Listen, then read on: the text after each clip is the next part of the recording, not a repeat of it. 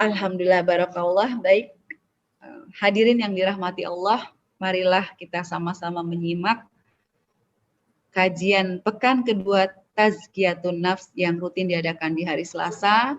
Dan pekan kedua ini adalah metode Tazkiyatun Nafs. Kepada Ustadz Muslimin, falyatafadhal mashkur. Masya Allah. Assalamualaikum warahmatullahi wabarakatuh. Innal hamdalillahi nahmaduhu wa nasta'inuhu wa nastaghfiruhu wa nastahdihi wa na'udzu billahi min shururi anfusina wa sayyiati a'malina. Asyhadu an la ilaha illallah wa anna Muhammadan abduhu wa rasuluh. Allahumma fashalli wa sallim wa barik ala nabiyyina Muhammad wa ala alihi wa sahbihi ajma'in. Amma ba'd. Para peserta kuliah Tazkiyatun Nafs di Formulati Institute yang dirahmati Allah Subhanahu wa taala.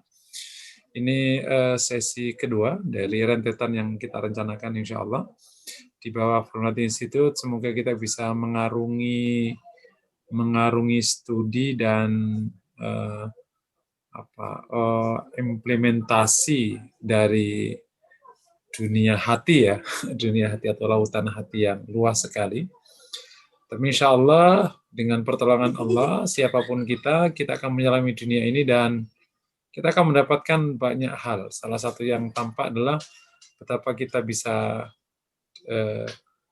dengan izin Allah, kita mudah sekali bisa membaca tanda-tanda dan peringatan dari Allah, kemudian kita bisa tadzakur, mudah diingatkan, dan seterusnya. Tema atau tema ya pada pertemuan kedua ini adalah metode Tazkiyatun Nafs.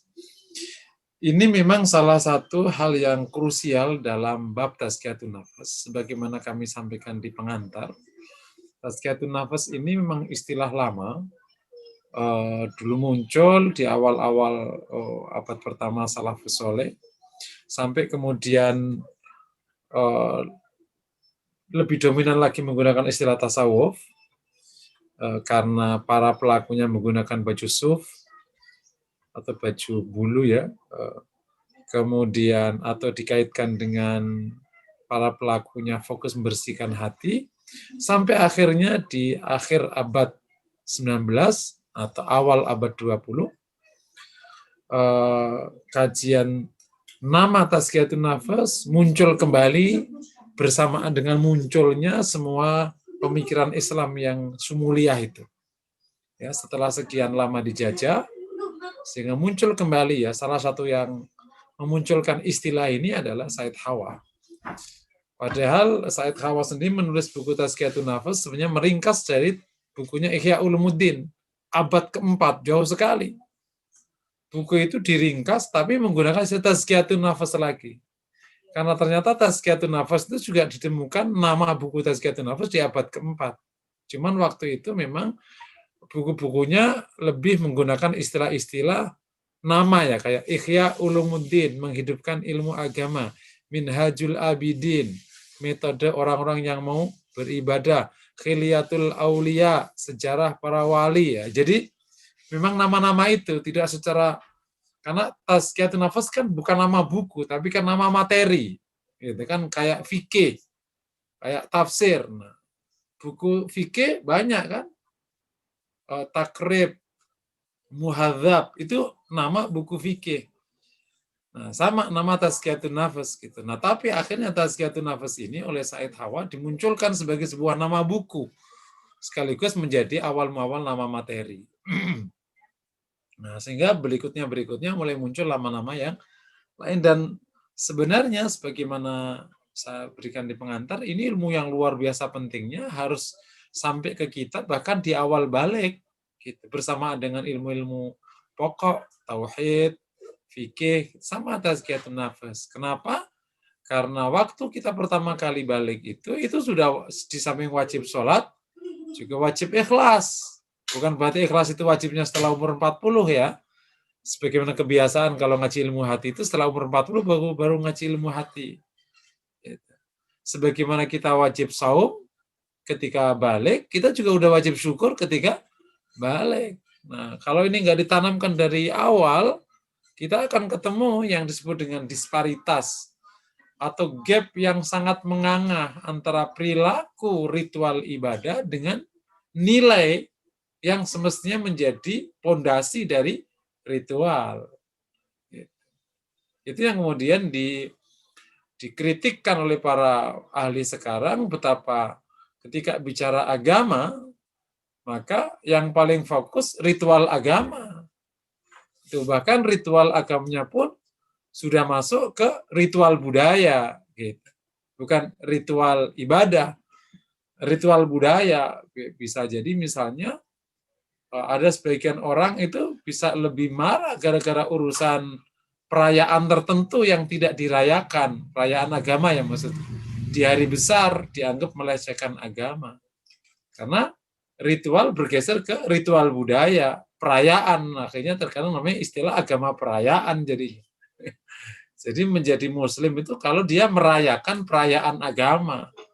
Makanya bayangin ya, ini fakta kan. Nah, semoga ini terus kita perbaiki bersama dengan bangkitnya kaum muslimin untuk hijrah ini ya.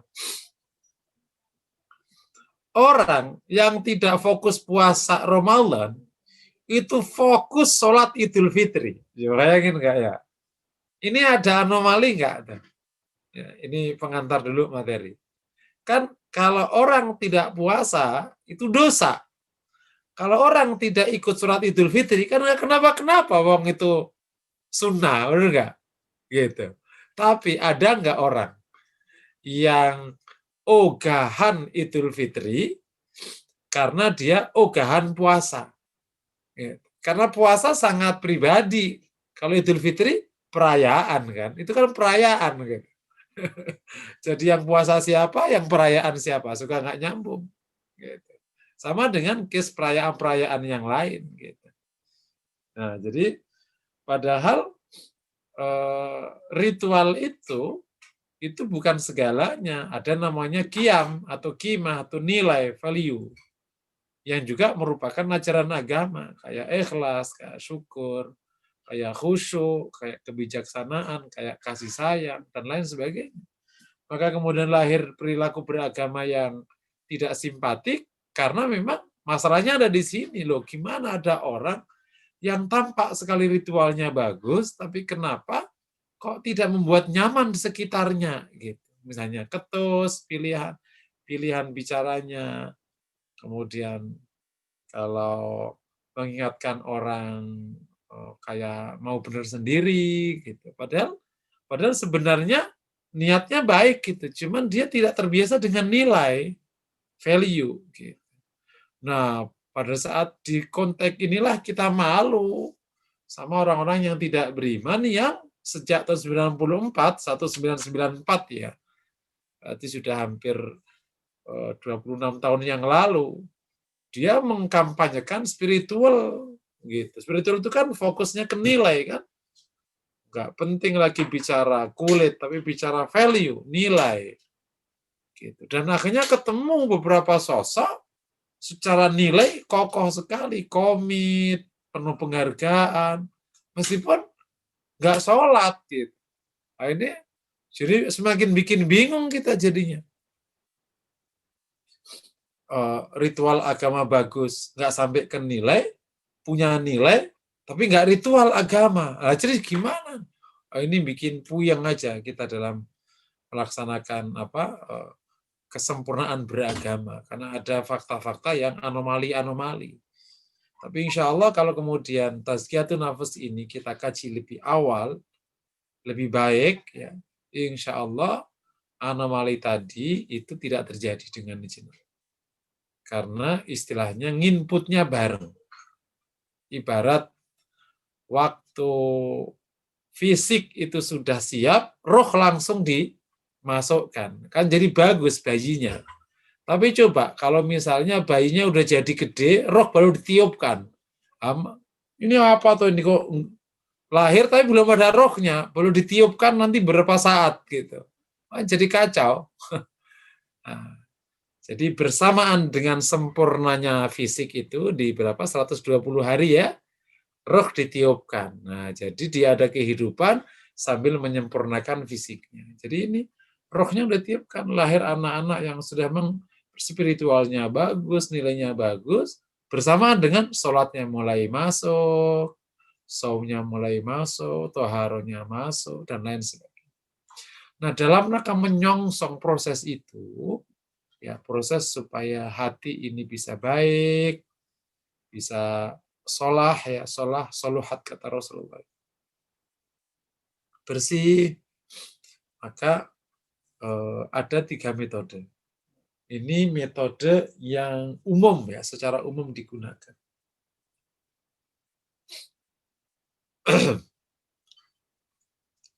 Pertama namanya takholli atau pakai kho namanya takhliyah. Apa Ustadz? Mohon diulang yang pertama. Takholi. Pakai kho ya. Atau menggunakan masdar takhliyah. Ya, itu yang pertama. Nanti dijelaskan satu-satu. Yang kedua, tahalli atau tahliyah pakai ha. Ha kecil ya? Ya, betul. Ha, kho. Ini yang kedua pakai ha. Yang pertama pakai kho.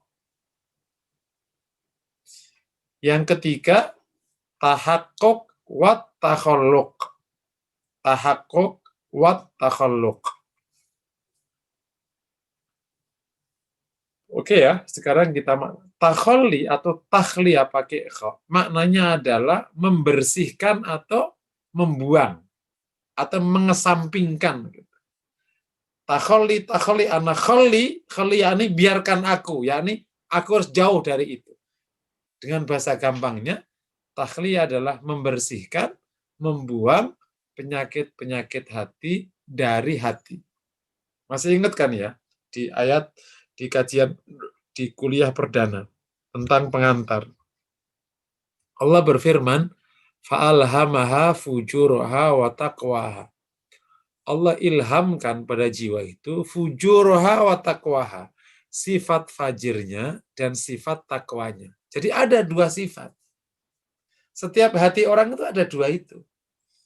Maka pertama kali ketika kita ingin mendapatkan kebersihan hati yang tadi, qad aflaha man zakkaha, beruntung bagi yang membersihkan hati, maka langkah pertama membersihkan hati dari penyakit hati.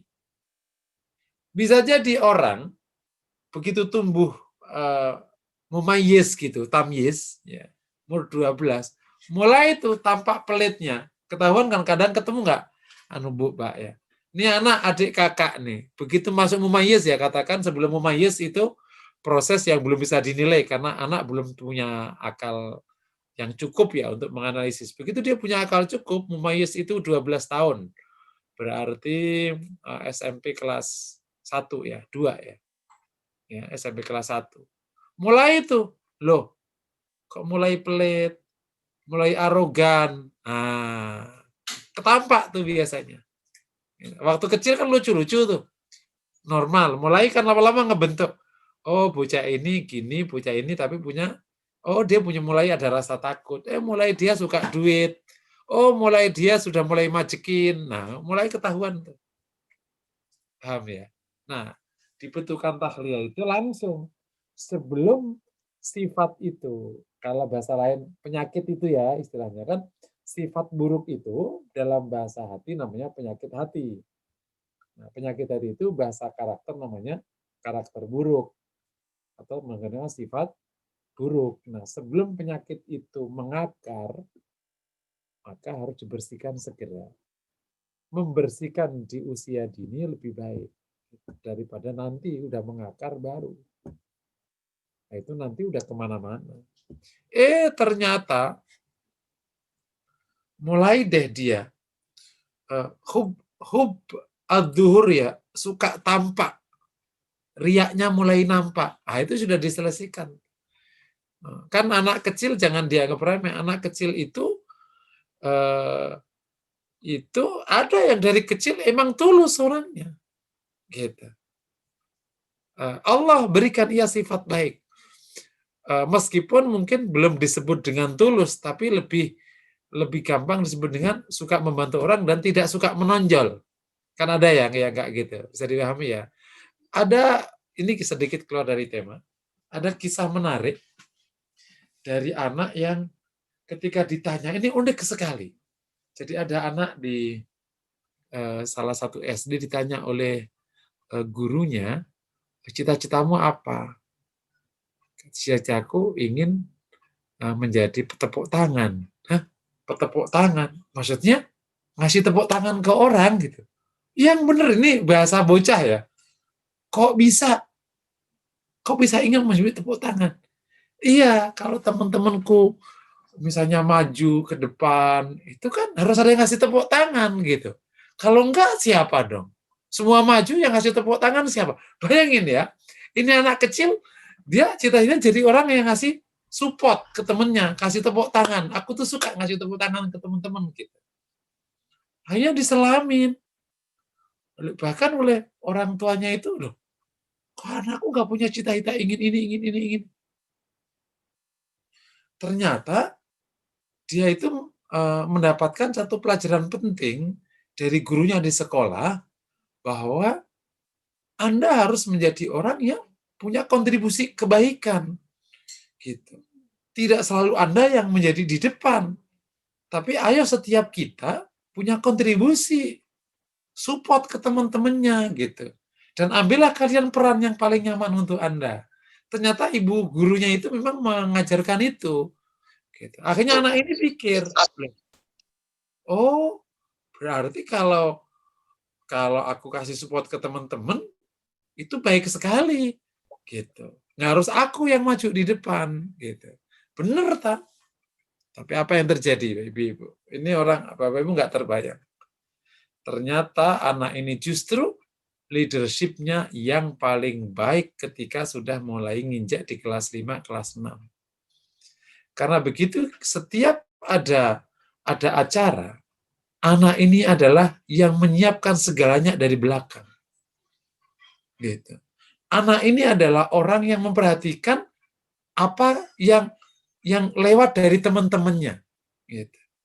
Suatu ketika ada acara gelar makan bareng, anak ini justru sibuk yang menyiapkan tempat hidangan di depan, dan dia orang yang paling terakhir makan.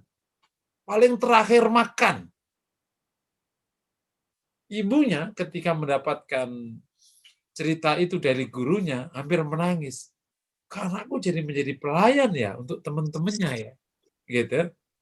Begitu sudah mulai 5-6, justru hampir semua agenda di kelas, kegiatan sekelas, tanpa dia nggak jalan. Semua mengandalkan anak ini. Semua mengandalkan. Karena dia rela menjadi support untuk teman-temannya. Kita nanya, yang jadi leader siapa jadi sebenarnya? Yang jadi leader siapa sebenarnya? Yang mengendalikan keadaan siapa? Dia yang ada di belakang sebenarnya.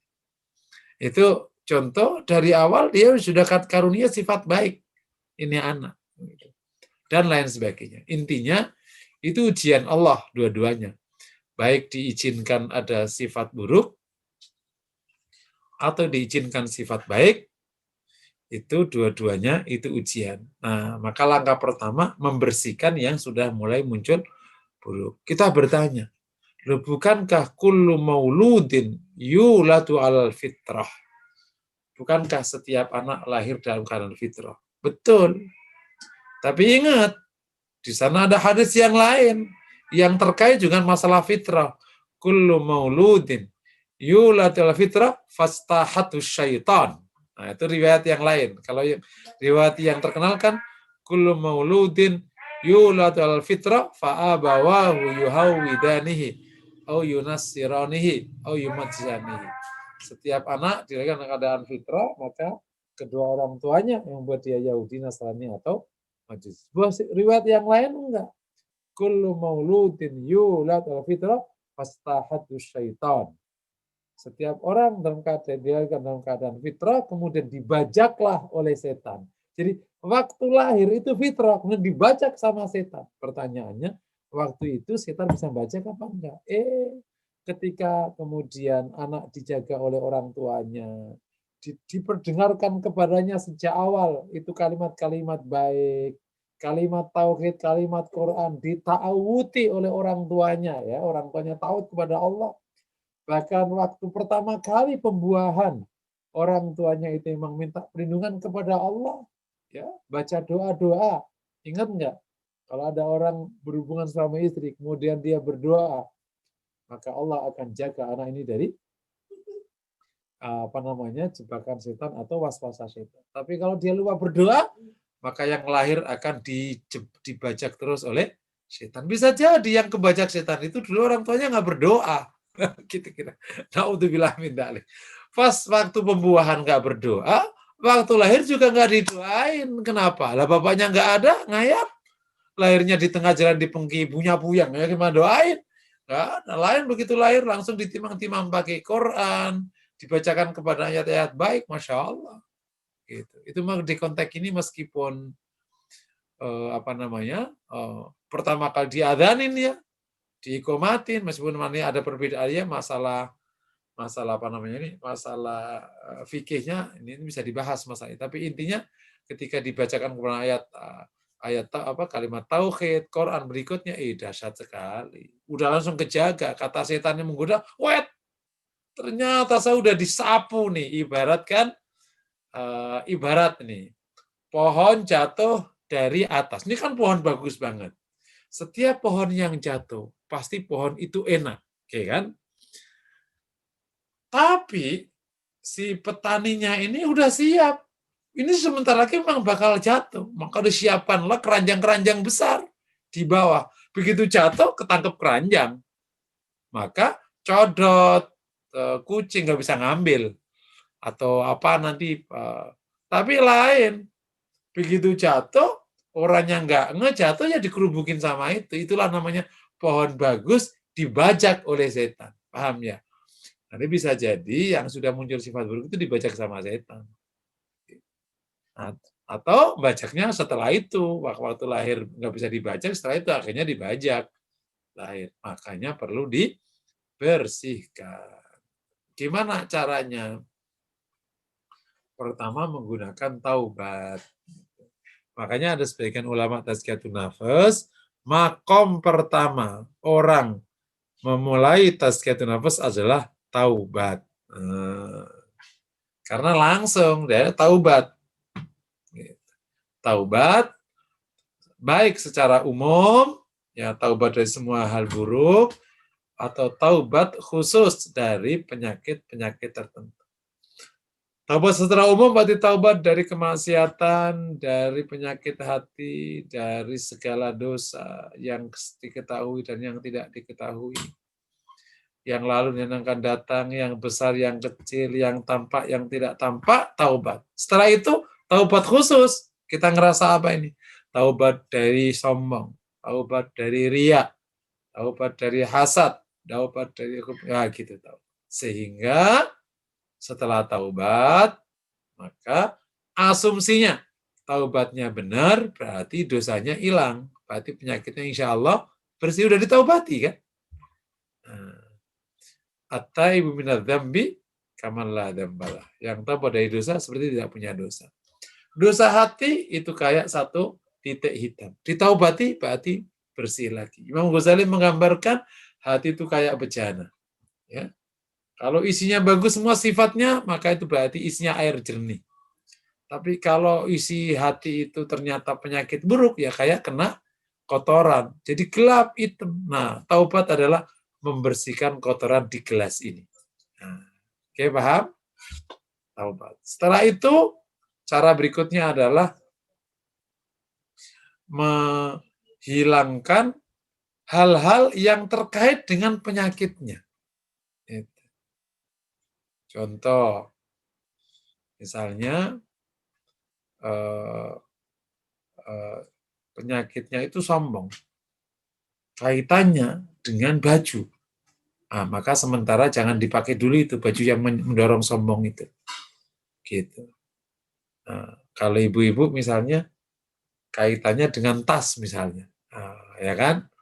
Kemarin tasnya udah yang dari Perancis sudah dibakar ya, maka tasnya sementara Jangan dipakai dulu. Karena memicu namanya.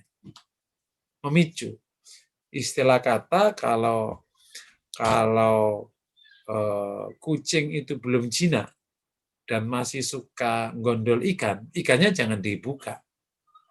Nanti kalau kucingnya udah benar, kucingnya taat, hanya makan yang dikasih, tidak pernah nyuri, ya dibuka boleh. Gitu. Tapi kalau belum, ya jangan. Gitu ya. Jadi menjauhkan diri dari. Yang ketiga, menggunakan penjinakan. Penjinakan syahwat. Mengkaitannya hati itu ada kaitan dengan syahwat. Biasanya kan pemicu penyakit hati itu kan pertama itu bisikan setan, kedua syahwatnya sendiri yang belum terkontrol. Kan ada syahwat sendiri. Pemicunya itu. Nah, maka harus ada latihan menjinakkan syahwat. Nah, menjinakkan syahwat itu kayak menjinakkan kuda. Paling gampang menggunakan puasa. Itu penjinakan. Gitu. Nah, itu namanya takholi ya. Nanti insya Allah sih secara detail akan dibahas pada waktunya. Oke ya, metode pertama takholi atau takhliyah. Sebelum saya pindah ke metode kedua, saya buka pertanyaan. Jika pertanyaan dipersilahkan. Fadal. Ya, tafadhol untuk hadirin semua yang ingin bertanya boleh raise hand atau boleh ditulis di kolom chat. Saya belum bisa lihat ini dulu. Saya buka. Itu ada apa itu? Mohon apa itu? Mic-nya. Oke, sip. Oke, belum ada di kolom chat. Belum ada? Yang mau bertanya langsung boleh open mic-nya, raise hand. Nanti dibuka sama host mic-nya, karena ini semua di-mute oleh host. Oke, ada pertanyaan?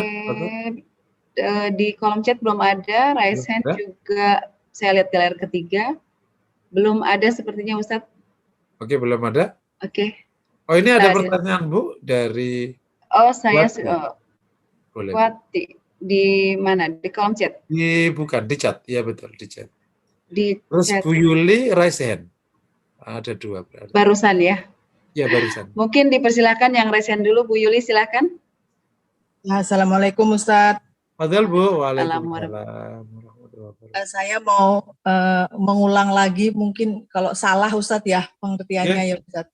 Jadi di tahapan yang taholi itu kita bertaubat untuk segala macam yang umum tadi ya Ustadz ya. Ya, betul. Sama yang khusus. Katakanlah mungkin sekarang masih punya ria gitu ya Ustadz.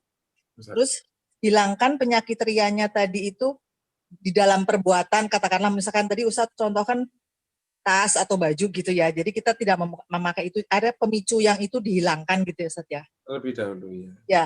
Terus kalau yang ininya sendiri apa Ustadz? Wiritannya juga istighfar aja gitu ya Ustadz maksudnya? Iya, ini kalau supaya nanti nggak bingung, karena nanti sebenarnya baik takhalli atau pakai tahalli, 2 metode pertama kedua, itu akan latihannya, itu ketemunya ibadah dan zikir, itu ketemu dua-duanya. Tapi khusus yang di takhalli, penekanannya di taubatnya. Karena nanti yang zikir dan ibadah itu diletakkan di tahallinya, yang kedua. Supaya kita nggak bias, karena satu ibadah itu kayak zikir itu juga satu sisi membersihkan, satu sisi menguatkan gitu.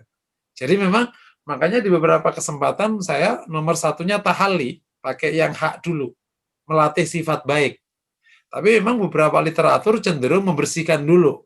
Nah, itu memang plus minus aja. Jadi kalau ditanya oleh Bu Yuli, terus gimana praktisnya? Ya udah, untuk di tahalli ini banyak zikir dan taubat. Banyak taubat. Nah, zikirnya ini taruh di tahalli. Tetapi harus dipahami ya, kalau kita bicara taubat itu sebelumnya ada satu hal namanya muhasabah. Ya. Karena nggak mungkin taubat tanpa muhasabah. Karena ditanya misalnya kita ngerasa punya satu masalah hati tadi misalnya hasad gitu. Nah, itu berarti kan harus ada satu proses evaluasi meskipun simple ya. Kok aku, misalnya contoh loh, kenapa sih kalau ada tetanggaku itu, ini kenapa aku kok jadi goyang gitu di hatiku, kenapa kok nggak nyaman gitu. Nah itu berarti ada tanda-tanda. nggak baik kan. Kalau di kantor misalnya, loh, kalau ada temanku promosi, kenapa hatiku jadi bingung gitu? Ya, kalau sekedar kita ingin dapat promosi itu nggak apa-apa, tapi kenapa jadi sakit hati kalau dia yang naik? Nah, itu namanya hasad sudah. Itu dan harus diakui ya di masyarakat abad 21 itu kalau menggunakan bahasa ilmu hati, hasad, riya, sombong itu termasuk yang agak familiar dengan budaya abad 21. Ya. Contoh, ada budaya selfie, ya. Itu yang mungkin masuk ke situ namanya riya, betul ya. Makanya harus hati-hati. Yang selfie itu tindakan nilainya 0. Selfie itu 0. Bisa menjadi riya, bisa menjadi tahadus bin ni'mah. Maka saya mengatakan budaya yang muncul di abad 21 itu bisa diikuti oleh penyakit hati. Gitu. Kalau nggak hati-hati, kayak selfie. Kemudian namanya branded. Zaman ibu-ibu di desa atau mungkin belum sekota sekarang tinggalnya, katakan Jakarta masih daerah Tebet tahun 70 ya. Yang Tebetnya itu masih tanah ya, karena Jakarta itu adanya di kota doang sana. Itu kan orang nggak pakai merek ya. Budaya merek itu kan belakangan. Ya pakai baju ya baju aja. Apalagi dulu kalau beli kan berarti kan beli kain dijahitkan ke tukang jahit. Ya udah kan clear. Mulailah kemudian abad merek macam-macam. Merek itu kan identik dengan apa itu? Ada sesuatu kan kalau kita nggak bisa jaga. Karena secara marketing itu yang diangkat oleh iklan kan. Prestis itu yang diangkat gitu. Oleh iklan supaya orang bisa memberikan berani harga mahal karena sebuah nilai yang disematkan di sebuah merek. Nilai itu adalah kehormatan diri atau harga diri. Bayangin aja yuk dengan kemampuan komunikasi yang lihai, orang itu bisa merasa naik kelas di merek tertentu. Gitu. Ini kan bertentangan sekali dengan agama kan. Cuman kita biasa aja merasa tidak dilampaui karena kita nggak nge. Kan kalau di konteks inna akramakum indallahi atqakum, betul ya? Itu kan agama. Sangat substantif gitu. Inna akramakum indallahi atqakum. Tapi masyarakat hari ini ngelihat itu enggak? Enggak. Gitu. Katakan gini, kalau Anda sama-sama didatangi calon mantu. Yang satu naik becak. Yang satu bawa mobil mewah. Siapa pertama kali yang akan engkau persilahkan dengan sangat mulia? Yang pakai sepatu branded, pakai baju branded, atau pakai baju jahitan sebelah rumah. Ya kita ada di situ, kayak gitu. Jadi mohon maaf kembali ke pertanyaan Bu Juli. Jadi di konteks taubat ada taubat, tapi sebelumnya pasti ada muhasabah dengan prosedur yang sesuai dengan ilmu yang dimiliki dulu sambil nanti berjalan. Wallahu a'lam bishawab. Ustaz. Iya. Monggo ada pertanyaan lagi? Ada ini dari Ibu Wati di room chat. Secara prakteknya taubat itu seperti apa, Ustadz? Ada lagi mau satu-satu atau mau sekaligus, Ustadz? Satu-satu aja, Bu. Oke, baik. Ini dari Bu Wati. Bagaimana praktek taubat itu? Ya, taubat itu ada dua praktek, Bu. Pertama bisa pakai sholat taubat. Nah, itu nanti setelah sholat dibaca ba'da sholat. Atau taubatnya pas sujud. Ya, sholat taubat itu insya Allah hadisnya Hasan. Kalau Hasan bahkan sahih ya. Nggak ada persoalan sholat taubat itu. Jadi semua sholat yang dinamain itu sebenarnya itu sholat 2 rakaat. Cuman kadang orang mendebatkan masalah nama. Gitu. Kayak sholat hajat itu kan sebenarnya kan kalau kau ingin ada sesuatu keinginan maka sholatnya 2 rakaat. Sebenarnya ya sholat 2 rakaat, cuma dinamain sholat hajat, sholat istikharah atau sholat taubat. Gitu ya. Atau tanpa taubat, tanpa sholat, ya udah langsung wudhu, langsung baca kalimat-kalimat taubat. Seperti kata Ibnu Umar, karena ini kan hadis ini langsung sunnah Nabi kan.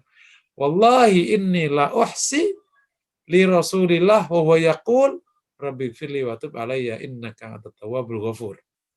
Ibnu Umar berkata, saya menghitung untuk Rasulullah, sedangkan ia mengucapkan kalimat Rabbi firli wa tub alayya innaka antat tawwabul ghafur. Yang artinya, ya Allah, ampunilah aku, taubati aku, engkau maha penerima taubat, engkau maha pengampun. Jadi Rasulullah mengucapkan kalimat itu, Ibnu Umar ngitungin sampai ketemu 100 kan, sunnahnya 100.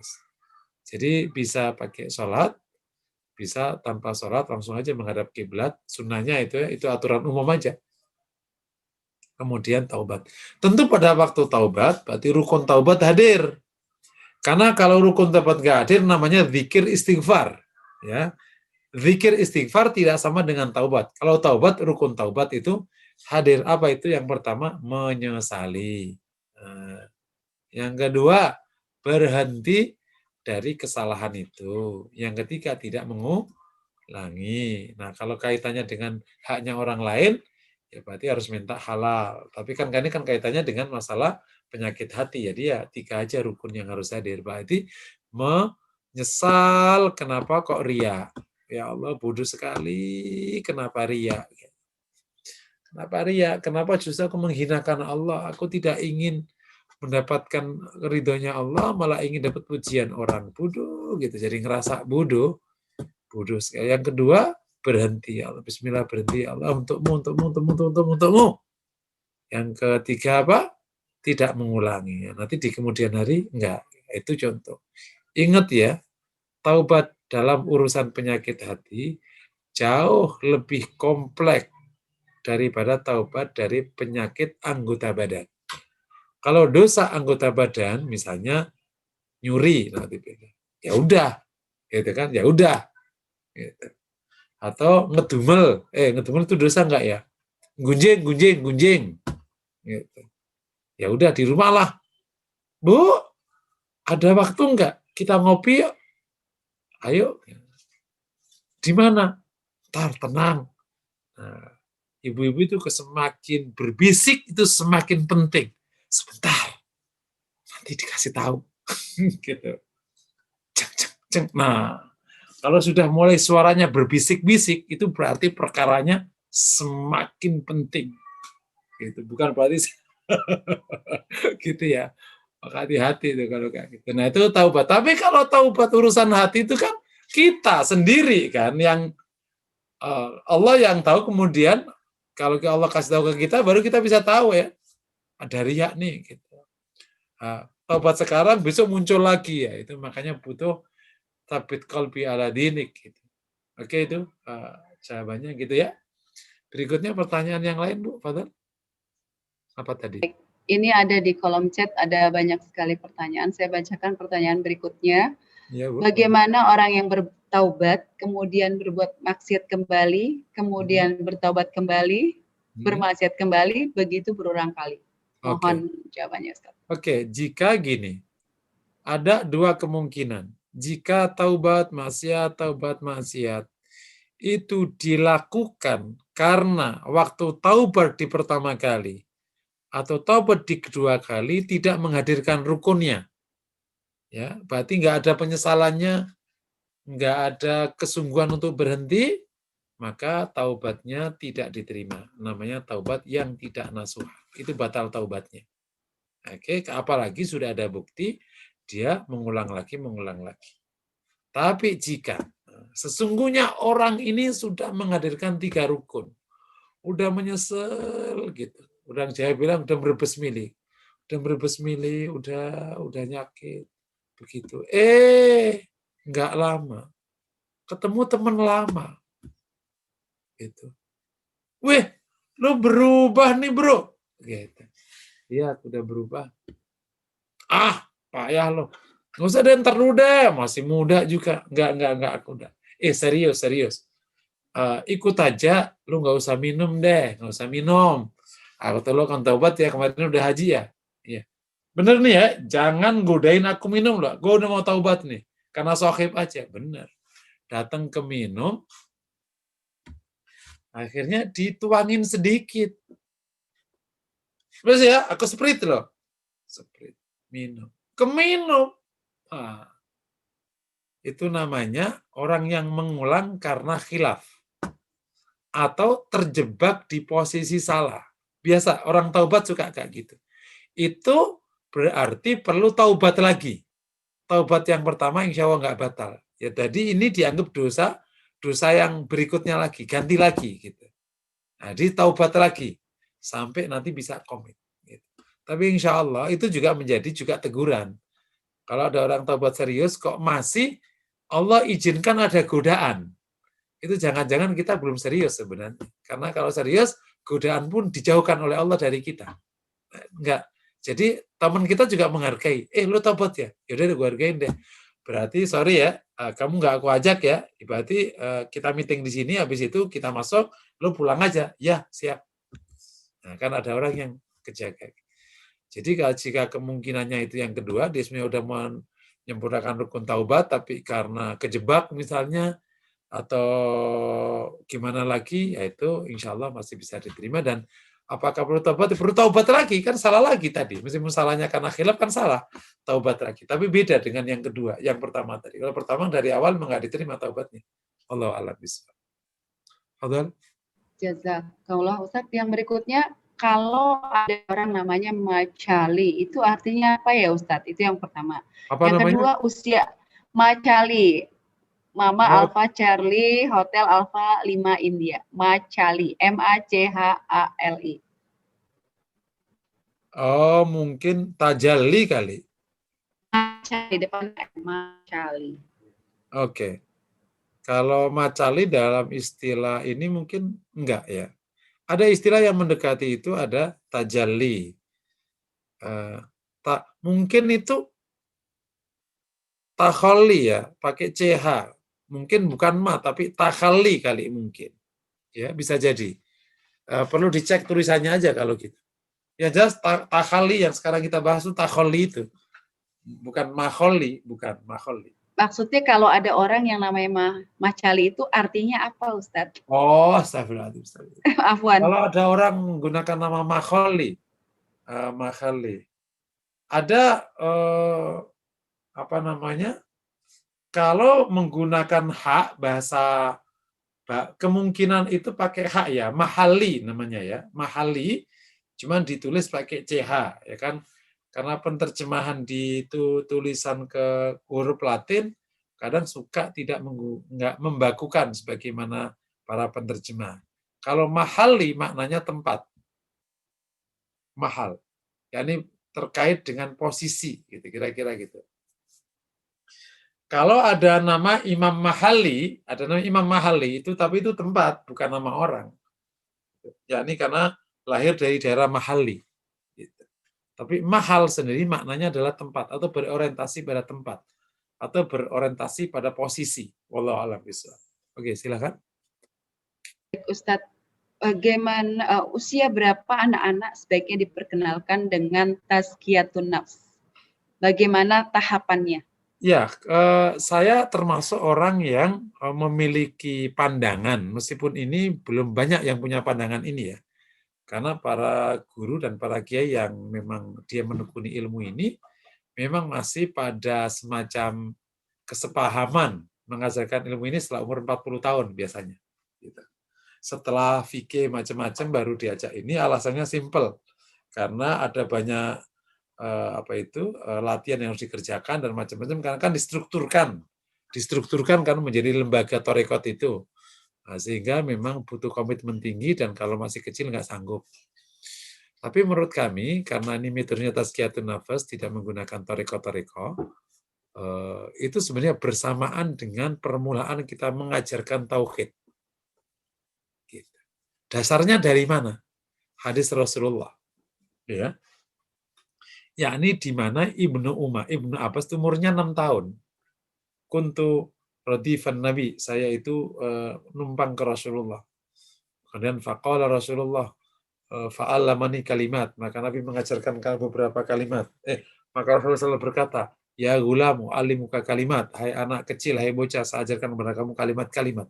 Itu Rasul mengatakan ikhfadillah yaghfadhuka, ikhfadillah tajidu tujahak, idza sa'alta fas'alillah. Itu adalah sebenarnya materi tauhid yang pendekatan tazkiyatun nafas. Dengan bahasa lain, kalimat itu diajarkan Nabi kepada Ibnu Abbas di usia 6 tahun, itu adalah kalimat tauhid dan kalimat tazkiyatun nafs. Dengan bahasa lain, dengan dasar ini saya mengatakan, mengajarkan anak tazkiyatun nafs itu di usia dini. Berarti pas persis anak itu sudah mulai paham, di usia 6 tahun, dia bisa diajarkan itu. Persis kelas 1 SD. Nah, insya Allah udah bisa diajarkan tauhid, tazkiyatun nafs, dan ibadah-ibadah pokok yang lain. Wallahu a'lam bishawab. Baik Ustadz, ini tahapannya tentu menggunakan tahapan anak kecil, jangan jelimet kayak kita.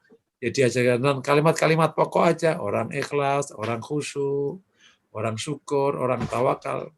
Itu betul Mbak ya. Hari ini kalau kita nggak mengajarkan syukur ke anak, sebelum dia gede, kita akan kerumitan waktu dia gede. Karena dikasih apapun, nggak akan pernah puas. Sakit nanti akhirnya tuh anak. Kasihan.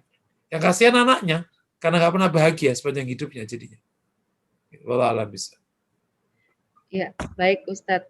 Pertanyaan berikutnya, bagaimana menyembuhkan hasad? Ya, khusus hasad yang insya Allah akan dibahas ke waktu kita bahas klaster penyakit hati. Entah itu pertemuan berikutnya ya Ustadz ya berarti. Bukan. Hasad itu ntar masih panjang. Oh, masih lama. Masih lama. Oke, berarti mau di-skip dulu, kita lanjut pertanyaan berikutnya. Kita jawab sekilas saja. Jadi Oke, khusus siap. hasad, itu yang pertama, menguatkan pandangan masalah qada qadar Allah. Apa itu? Kuatkan pandanganmu bahwa itu semua keputusan Allah. Gitu. Allah yang membagikan orang ini menjadi apa, orang ini dapat apa. Itu Allah, keputusan Allah. Nah, oleh karena itu Anda tidak boleh menggugat Allah. Nah, kalau kayak gitu ringan tuh. Oh iya, itu keputusan Allah, aku gugat ngapain. Yang kedua, seringlah aja minta kepada Allah supaya pandanganmu itu fokus ke Allah bahwa rizki Allah itu luas. Sehingga tidak fokus ke yang diterima oleh orang sekitarmu. Seakan-akan rezeki itu sempit. Kalau sudah jatuh ke dia, aku dapat apa? Lo dapat rezeki Allah luas.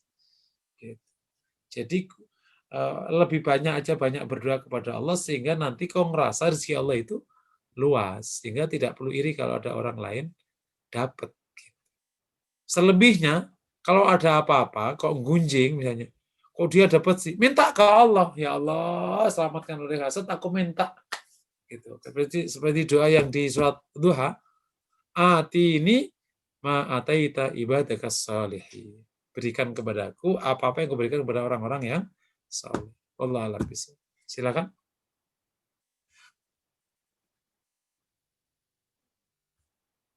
Fadhal Bu, masih ada?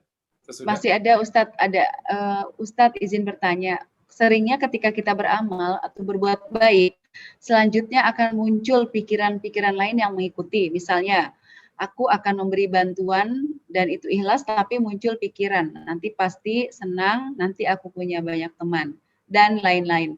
Nah, untuk hal ini saya sering berdoa kepada Allah agar hanya menilai niat yang pertama, karena itu yang terasa ikhlas. Bagaimana menurut Ustadz dengan kondisi ini? Apakah juga dialami banyak orang?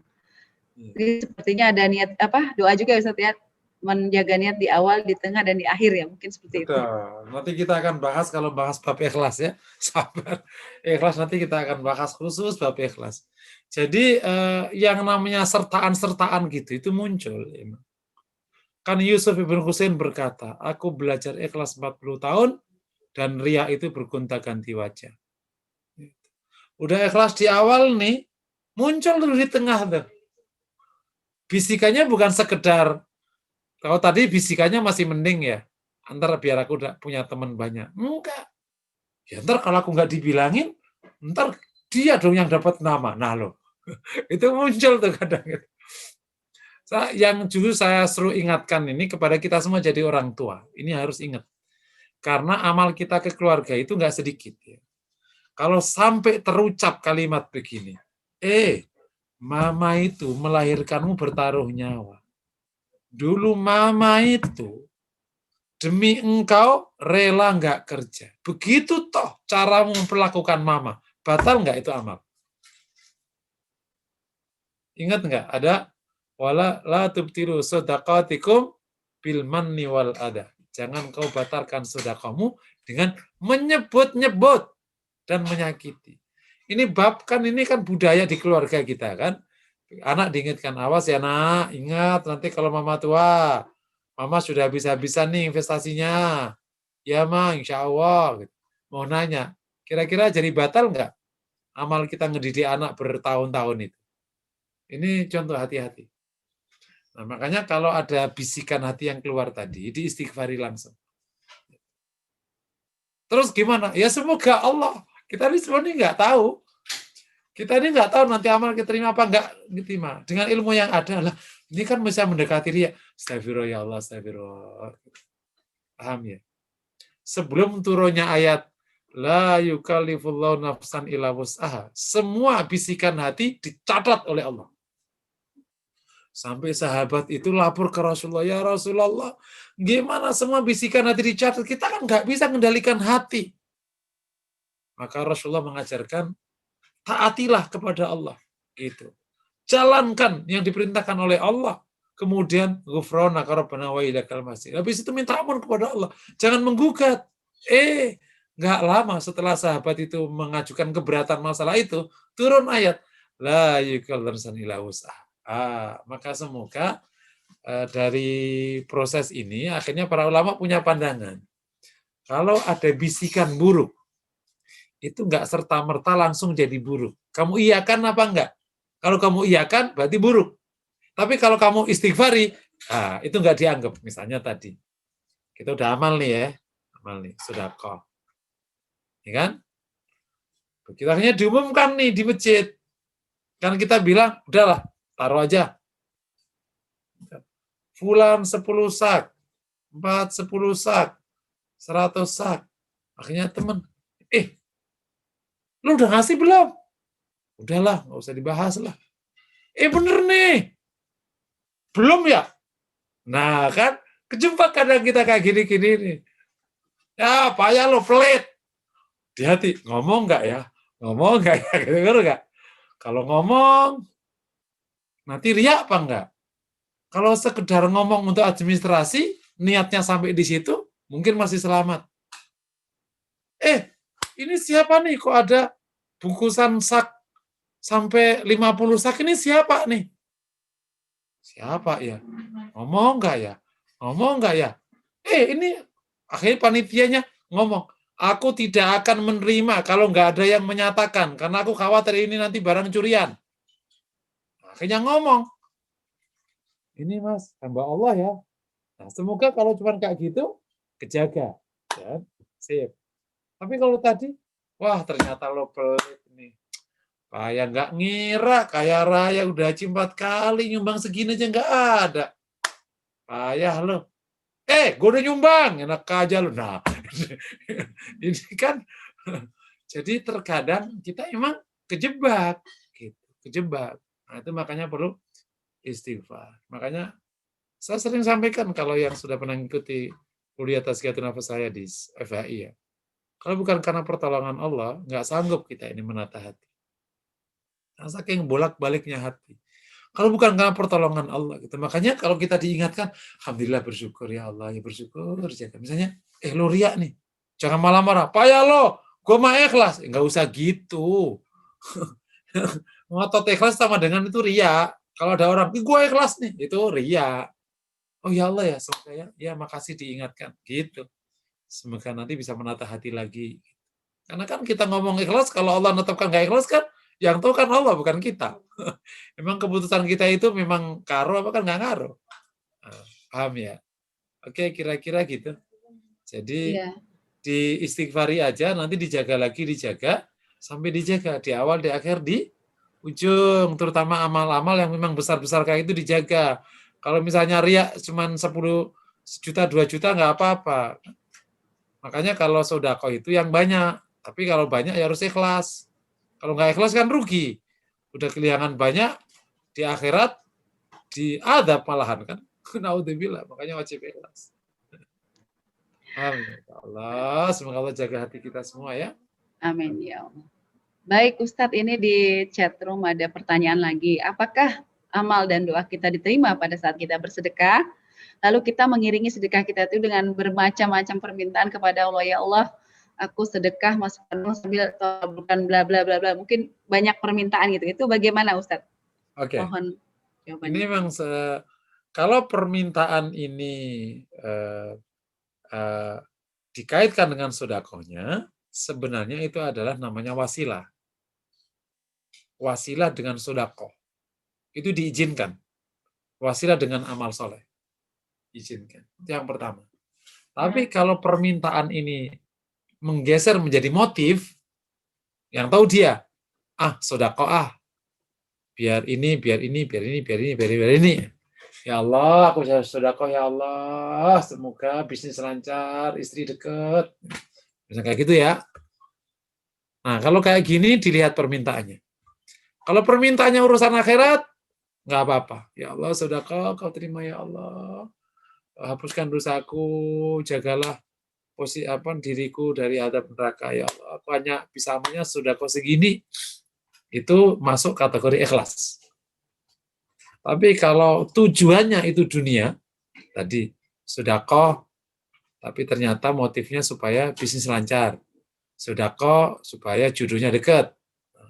Di konteks ini, para ulama beda pandangan. Ada yang mengatakan ikhlas, ada yang mengatakan itu masuk kategori tidak ikhlas, karena urusannya dunia. Wallahu a'lam bishawab. Jadi pasang niatnya seperti apa Ustadz? Biar itu menjadi wasilah Kalau bagi kita mau bicara ideal ya, ideal, tadi kan ada orang sedekah kemudian dia berdoa, itu bisa masuk kategori wasilah, bukan masalah motif itu. Wasilah aja. Kalau wasilah ya sah-sah aja.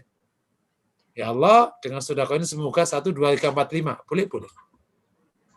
Tapi kalau semua doa tadi itu ternyata motifnya dia, niatnya dia, tadi kajiannya kayak gitu. Nah, untuk amannya, kalau usul saya ke teman-teman semua itu, usul saya, jadikan motifnya Allah. Ya Allah, sedekah karenamu. Ridhoilah kami, aku minta ridhomu. Atau kalau misalnya kata ridho belum nyangkut di hatinya, ya Allah, berikan pahala yang banyak. Ya Allah, ya Allah yang banyak, minta surga selamat neraka. Oke. Nah, urusan dunianya tempatkan menjadi permohonan biasa, bukan tujuan. Gitu. Habis itu ya Allah, semoga lancarkan bisnis. Jangan dikaitkan sama bisnis, nggak apa-apa. Jangan dikaitkan dengan sedekah. Gitu ya Allah, mohon berikan kami rezeki yang lancar, macam-macam. Gitu. Paham ya? Jadi istilahnya tujuan sedekahnya Allah, tapi mohon pula ada urusan. Boleh nggak? Boleh. Kalau kita mohon urusan dunia kan boleh. Minta rezekinya lancar, istrinya baik, istrinya sehat, anaknya baik, sehat-sehat, nggak rewel makanannya, itu boleh. Gitu. Jadi saya suka menyebutkan, letakkan tujuanmu Allah, berharaplah terhadap duniamu. Itu mungkin masih kena kalau kayak gitu. Karena nanti kalau nggak dapat, tetap aja nggak berubah. Tujuannya kan bukan itu. Gitu. Tapi kalau itu jadi tujuan, begitu nggak dapat, berhenti. Ya, sudah kau banyak, ternyata bisnisnya masih kagak, ini mah ustadznya bohong. Katanya kalau sudah kau banyak bisnisnya lancar. Ternyata nih gue lancar apaan? Udah banyak sudah kau tetap aja nih bokek. Nah, akhirnya nanti malah nggak mau sudah kau. Itu yang dicerita sama non muslim katanya. Weh, gara-gara teori ini ternyata Tuhannya muslim itu berhitungan ya, gitu. Baru sudah kau, kalau umatnya sudah kau baru dia ngasih. Jadi yang jelek jadi Tuhannya. Wallahu a'lam bishawab. Baik, Ustadz, ini masih ada satu lagi yang masuk di ruang chat.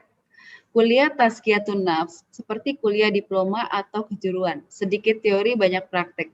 Bukan hanya teori dan pengetahuan. Berarti setelah dapat teori, kita harus banyak latihan. Apakah benar seperti itu, Ustadz? Betul sekali. Kalau langsung mau latihan, karena ini memang sudah pertemuan kedua, dari awal sekarang, ini yang paling gampang dulu. Yang wajib mohon dijaga. Contoh sholat wajib, contoh kalau zakat ya. Terus contoh kalau laki-laki nafkah, itu yang wajib-wajib dulu. Yang wajib dipastikan jangan ada yang bolong dulu. Oke.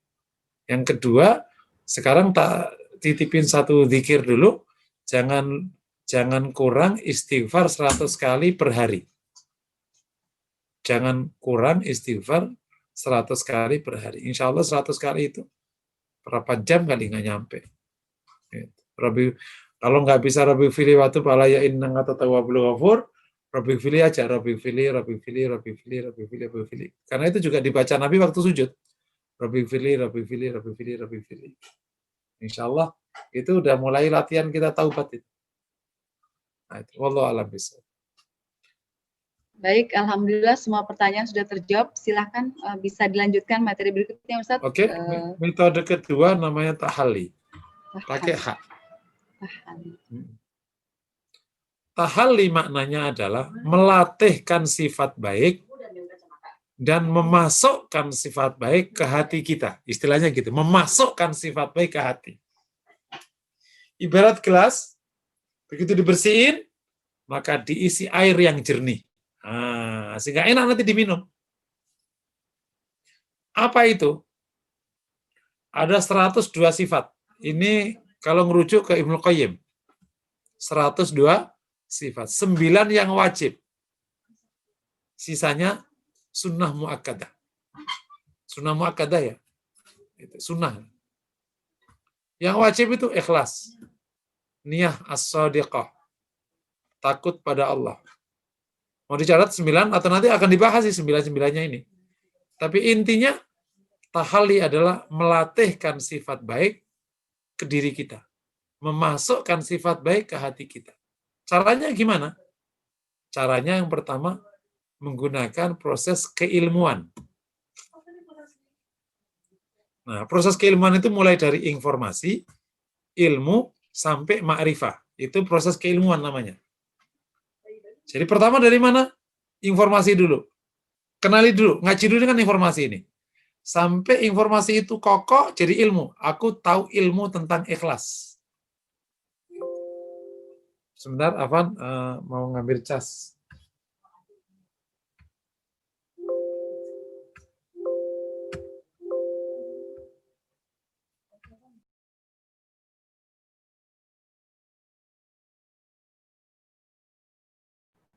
Mohon maaf tadi Teh Lia sudah raise hand tapi terlewat ya. Nanti di sesi berikutnya. Semoga masih ada waktu. Oke.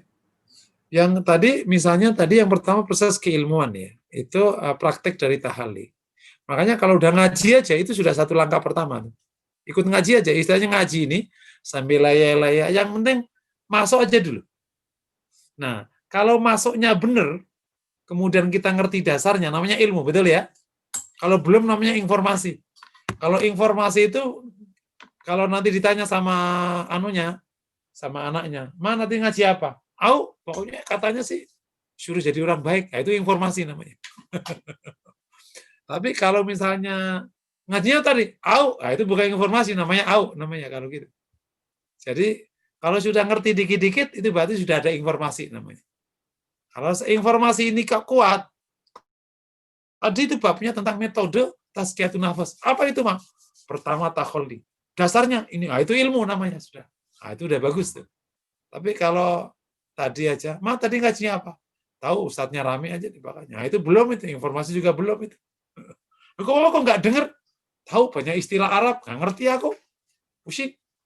Kok mama ikut? Ya ngalah berkah lah. Nah itu berarti bukan informasi, tapi ngalah berkah dulu. Oke ya, setelah informasi baru menjadi ilmu. Ilmu baru jadi makrifah. Akhirnya mendalam di hati. Jadi langkahnya untuk tahalli informasi, ilmu, dan makrifah. Setelah itu, baru kemudian setelah sudah tahu ilmunya macam-macam, sudah ngerti, syukur ini kayak gini. Nah, mulai melatih diri dengan latihan-latihan persifat. Contoh kalau syukur, latihannya banyak hamdalah, menghitung nikmat Allah, melihat orang di bawahnya. Nanti per case, bukan umum kayak begini umum. Tapi intinya tahalli adalah melatih sifat baik. Diawali dari informasi, ilmu, dan ma'rifah sampai latihan-latihan per case sifat masing-masing. Itu. Sampai akhirnya sifat itu masuk di hati. Alhamdulillah bisa zuhud. Ingin akhirat. Paham ya? Namanya tahalli. Nah, latihan itu dalam bahasa di tazkiyatun nafas namanya riyadhah. Riyadhah. Makanya ada buku namanya Riyadus Sholihin. Latihan-latihannya orang soleh. Nah, gitu kira-kira. Dan hidup ini sebenarnya latihan. Gitu. Diuji suami pelit. Itu latihan. Nah, suami kok pelit? Latihan. Makanya ada kiai di tempat saya itu, diuji istri cerewet. Ini beda tazkiyatun nafas kalau ngelihat sesuatu itu memang dahsyat. Orang isi cerewet itu kan puyeng ya. Ya Allah, istri satu kok cerewet, astagfirullah. Ini dunia mati, akhirat mati kalau begini mau urusannya. Tapi enggak. Pak Kiai ini senang banget mendapatkan istri cerewet. Ketika ditanya sama santrinya, kok betah ya sama Bunyai cerewet kayak begitu. Oh, kamu nih enggak tahu. Saya bersyukur kepada Allah dikasih istri cerewet. Kenapa? Aku bisa latihan sabar setiap hari. Betul nggak kira-kira? Anda disebut sabar kalau ada masalahnya. Kalau nggak ada masalahnya, ya tidak sabar. Jadi hadirnya masalah itu adalah sebenarnya karunia dari Allah. Setuju nggak? Ngomongnya gampang. Ngelatihnya, Masya Allah. Betul nggak? Dikasih suami pelit. Coba ibu-ibu yang bersyukur punya suami pelit, angkat tangan. Saya sekarang buka semuanya galeri full ya. Coba angkat tangan. Yang bersyukur dikasih suami pelit. Alhamdulillah punya suami pelit. Setuju? Nah. Itu contoh. Gimana sudut pandang. Hidup ini sebenarnya riyadhah. Suatu ketika saya ketemu salah satu guru di bab ini. Saya nanya, Pak Yai, kalau dikir-dikir itu apa sih? Oh, itu baru namanya latihan. Bukan latihan. Itu baru kayak PAUD gitu. Kayak gitulah kalau misalnya saya istilahkan menurut istilah saya. Sekolahnya benar di mana? Sekolahnya ya hidup itu. Hidup itu sekolahnya. Lulus apa enggak kamu gini, ujiannya di mana? Sekolah itu, apa di hidup itu. Kalau waktu dzikir sampai berpuluh-puluh kali, itu baru latihan namanya. Gitu.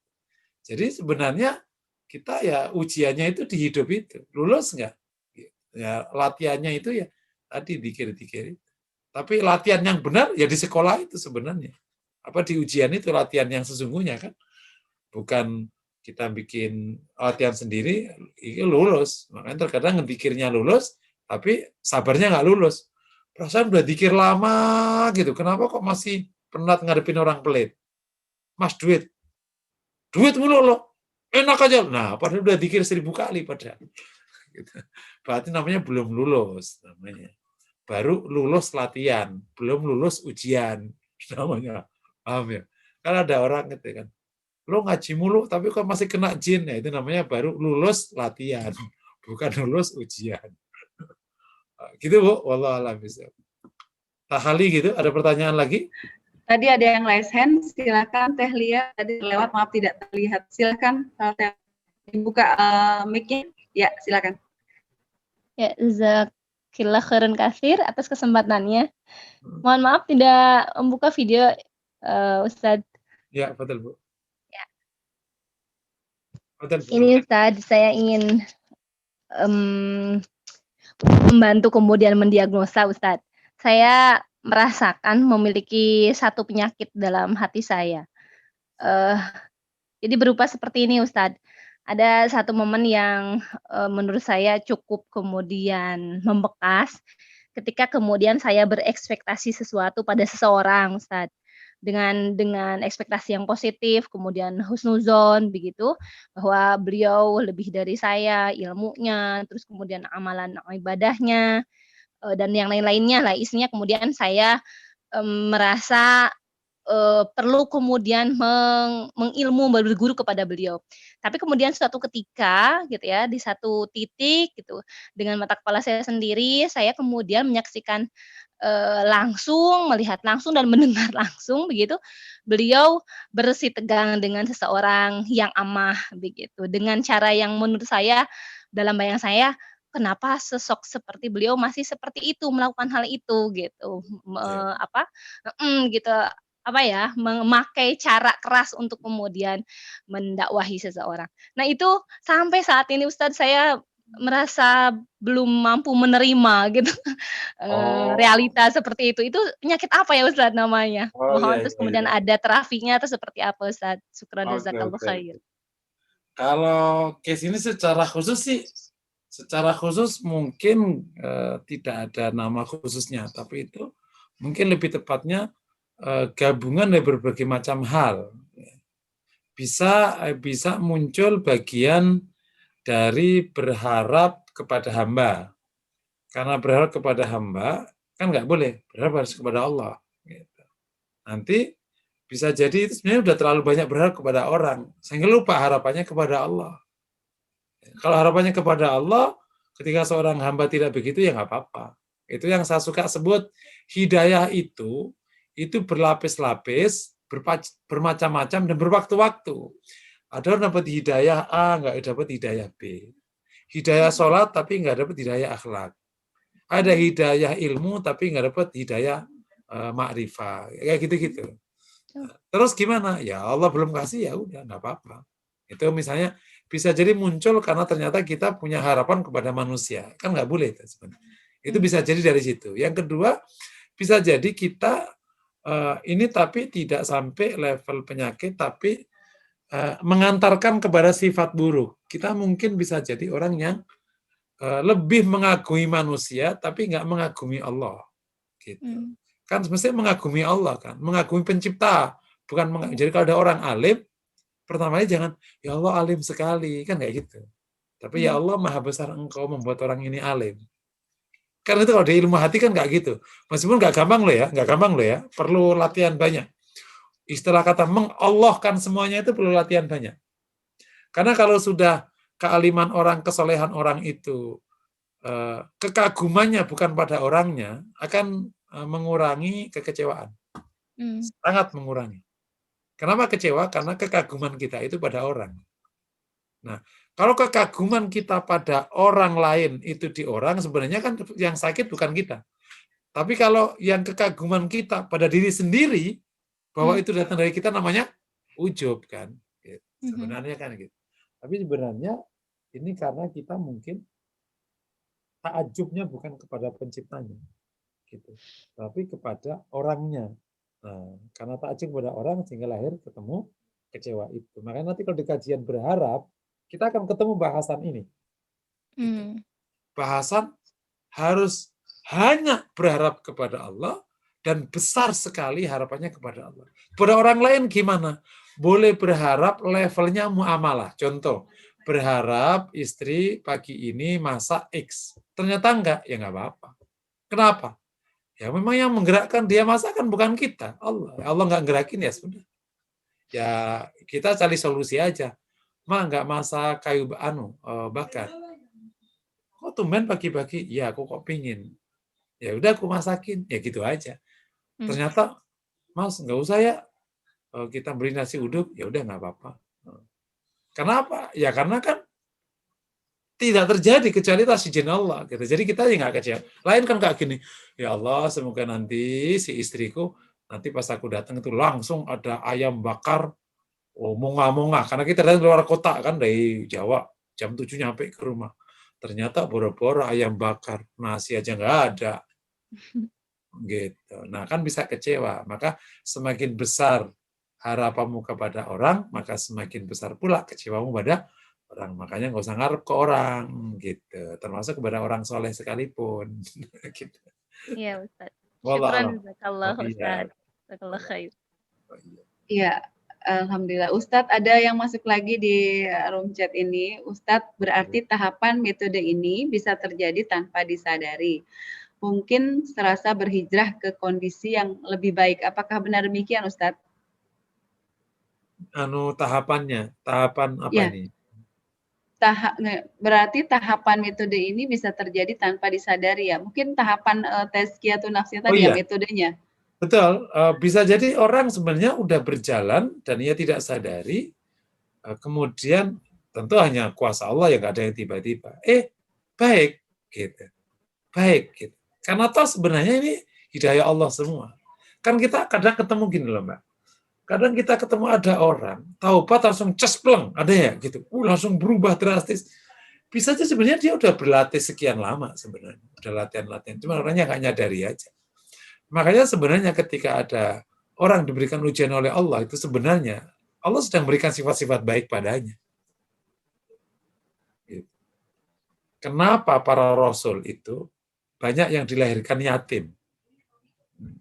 Itu sebenarnya karena dari awal disiapkan oleh Allah sifat-sifat baik yatim itu. Dan macam-macam lah gitu. Termasuk kenapa pada menggembala kambing. Gitu. Wallahu a'lam bishawab. Jadi kalau ditanya, bisa jadi ada orang yang kayak tidak sengaja sebenarnya udah berlatih karena latihannya di hidupnya dia. Gitu. Di hidupnya dia itulah latihannya sebenarnya. Wallahu a'lam bishawab. Baik, Ustadz, ini ada titipan pertanyaan.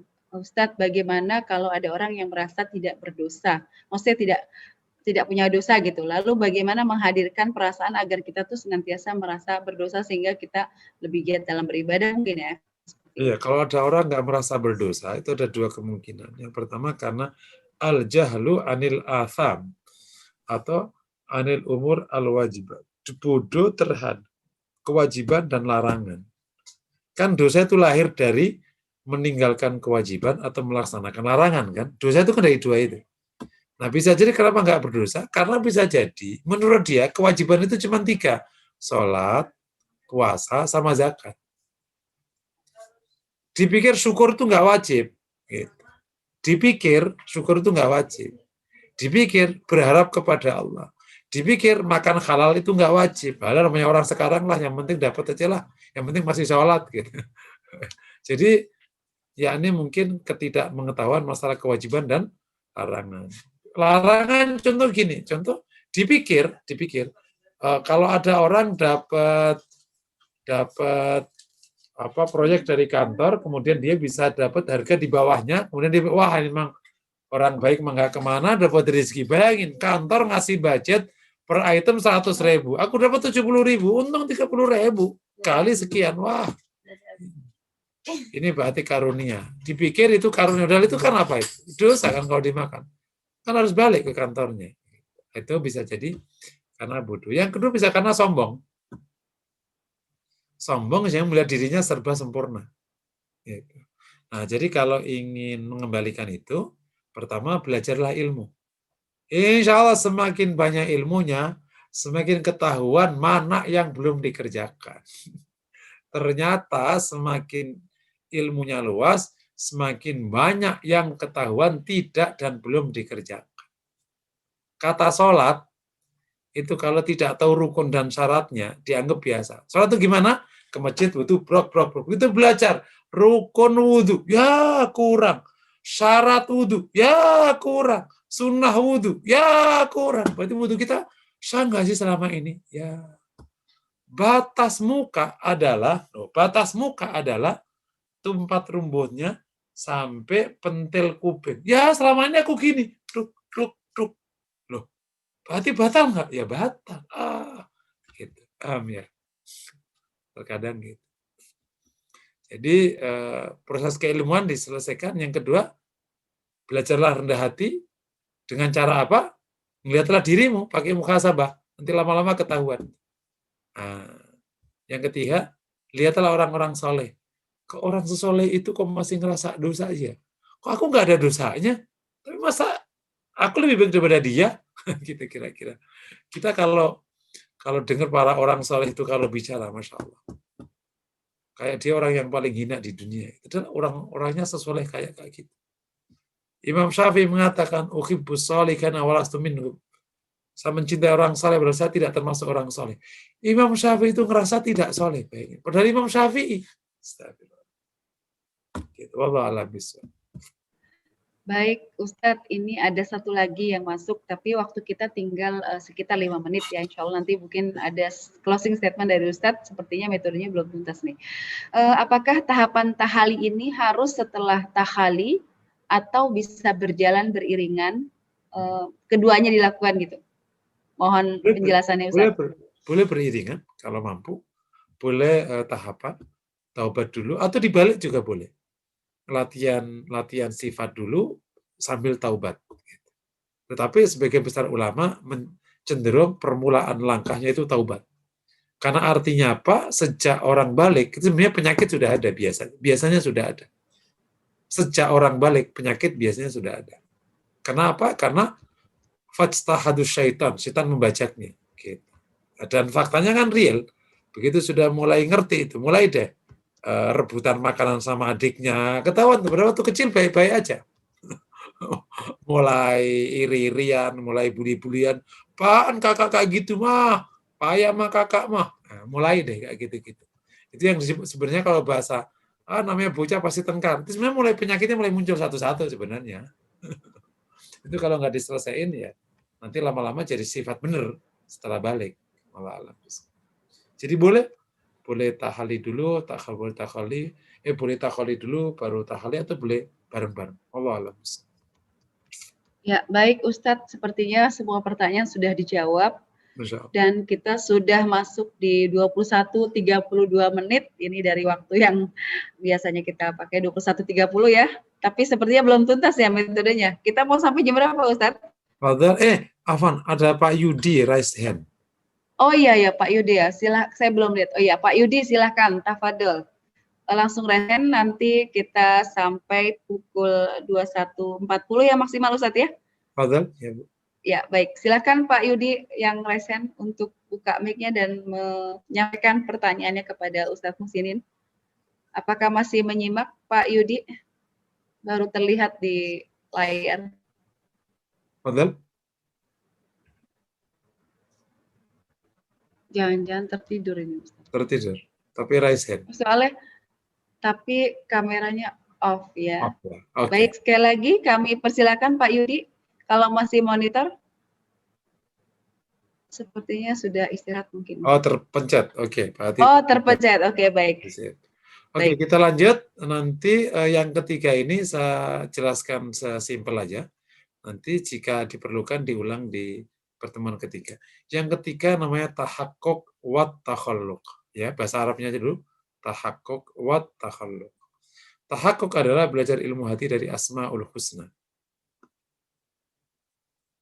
Kalau takhalluq belajar ilmu hati dari akhlaknya Rasulullah. Oke ya. Jadi belajar langsung dari Ar-Rahman, Ar-Rahim, langsung belajar, Masya Allah. Kalau Allah Maha Rahman, maka jangan merasa kehilangan kasih sayang.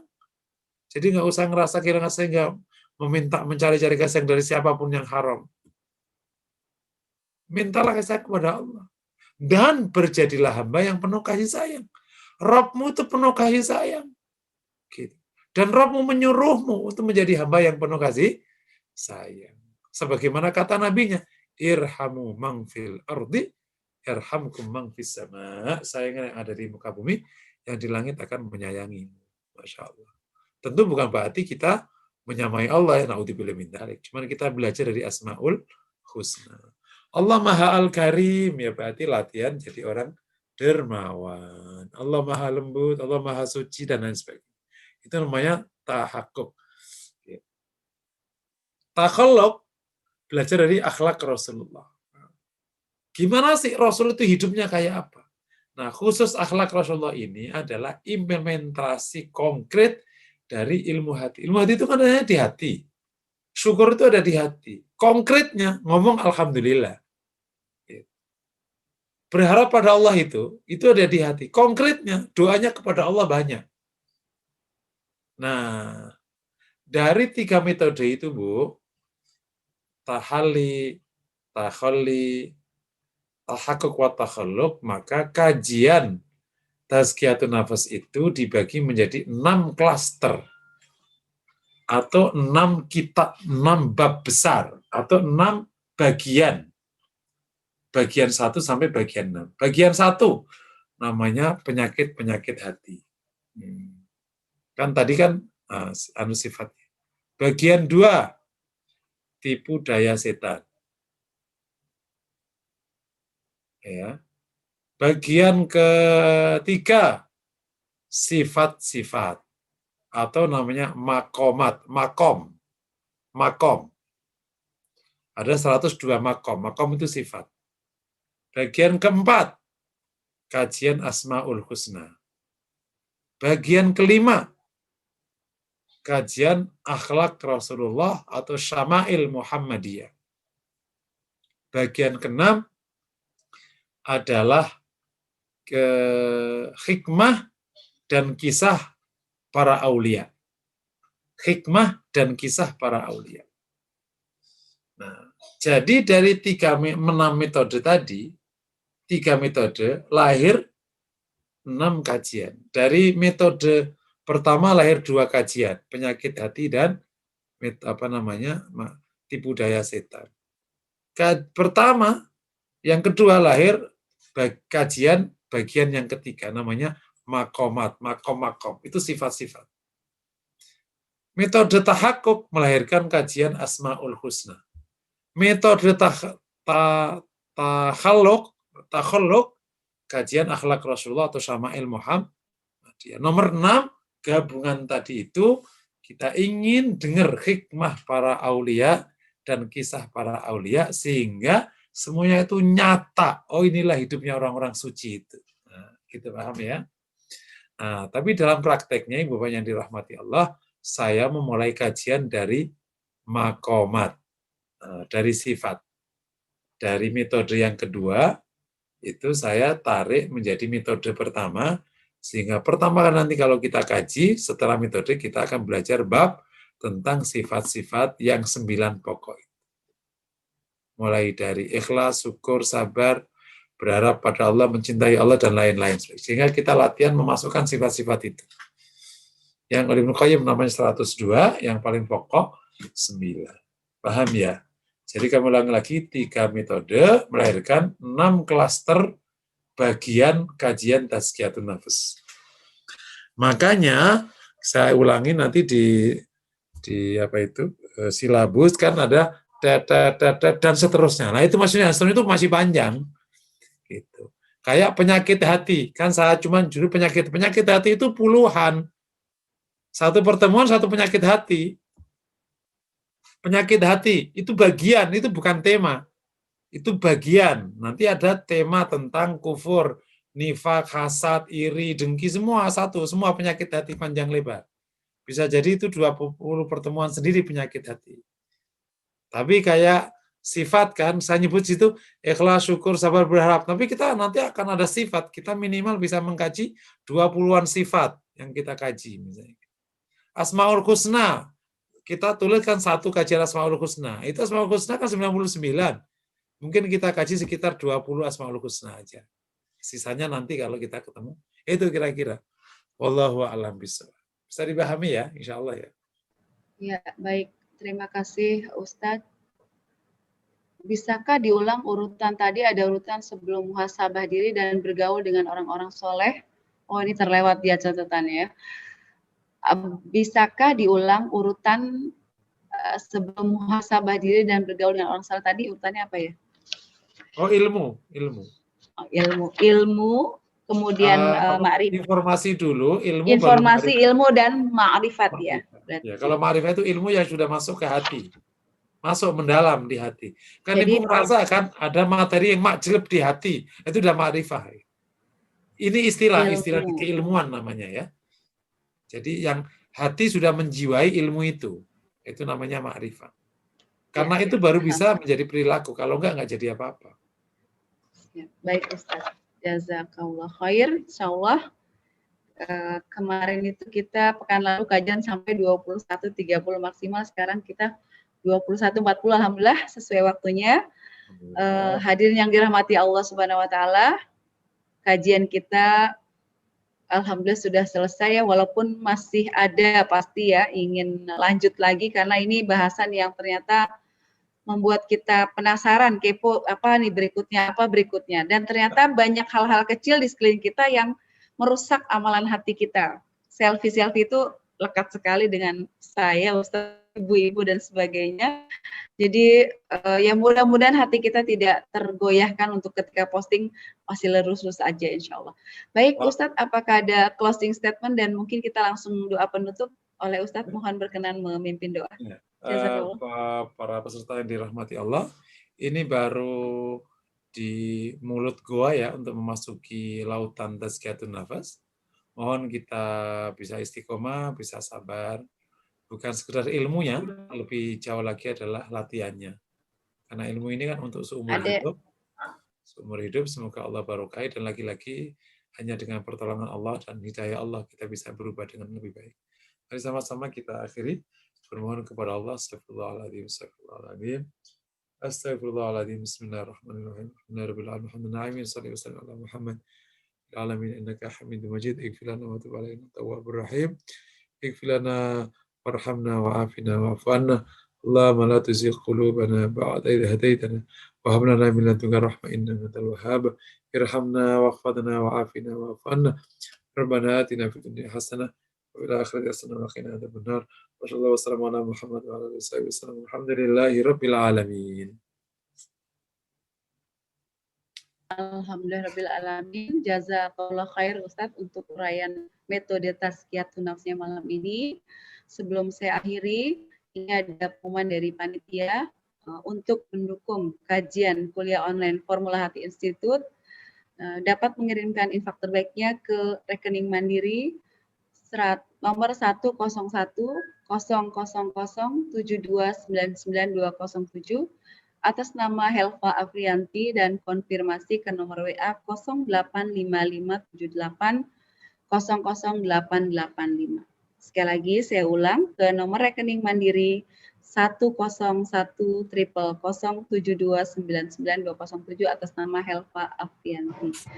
Demikian tadi info dari panitia. Saya selaku pemandu acara malam ini, mohon maaf bila ada kekurangan dalam kata-kata maupun sikap dan sebagainya dalam mengisi kajian tadi selama menunggu Ustadz yang khawatir ada sesuatu yang kurang berkenan.